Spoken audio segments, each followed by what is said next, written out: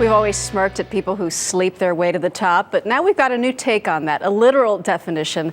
It's the right thing to do, literally sleep to succeed. Here to explain the link is Jill Schlesinger, our editor-at-large for the newly launched CBS MoneyWatch.com. Good morning, Jill. Good morning. We were talking about this. What's interesting is the thing that keeps people awake is the thing they're going to make worse by not sleeping. Yeah, and it's a terrible time. Obviously, a recession, you're worried and anxious about your job. Maybe you're working even harder. And now you're also worried about your portfolio losses. What happens? You can't sleep at night. And this is self-perpetuating because the lack of sleep can cause some really significant damage to you on the job. People don't realize how significant. In fact, if you get 6 or less, I think the study showed, hours of sleep, it's equivalent to being drunk. Well, you know, it's a funny thing. When you think like, wow, I'm drunk, I can't do stuff, that's cognitive impairment. Same thing with sleep deprivation. So what does that really mean? Well, you can't do things that you normally can do. Your abilities to do tasks is impaired. Your memory is reduced. You can't even just do simple things maybe that you were doing previously on a good night's sleep.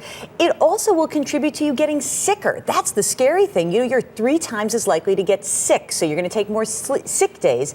Could lead to even more accidents, a lot of driving accidents for commuters. So sleeplessness on the job can really harm you. You make more mistakes. These are all the things that you don't want to do right now in this economic climate at your job. You want to be at your peak. Exactly. And you know, the funny thing is that when you don't get a lot of sleep, I know, probably not you, but some people get a little moody. Harry Smith, excuse me. All right, so, you know, forgetting about, you know, when you have He's all shaking that, his head. You get this unpleasant mood. And if you have a sour mood at work, in the middle of a recession, 5 million jobs have lost. If your boss says, wow, she never smiles, she always seems unhappy at work, she seems so grouchy, don't you think you'd be first on the list to go? So again, this can have a tremendous impact on your work life. Very important here. Okay, so the solution obviously is get more sleep, which is easier said than done.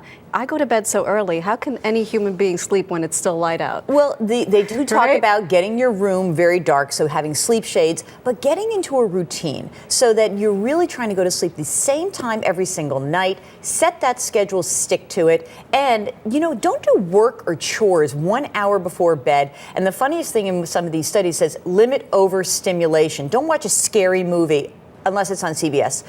And then, or something that's disturbing to you. Don't read a horror novel. Those kinds of things can have an impact. Again, it's a terrible time in the economy. We want you at peak performance. And oddly enough, this is something that's in your control. And at Money Watch, we are all about how are we going to get you in control of your financial life. So MoneyWatch.com, that's where you're going to find it. That's where we will go. Jill Schlesinger, thank you so much. Thank you.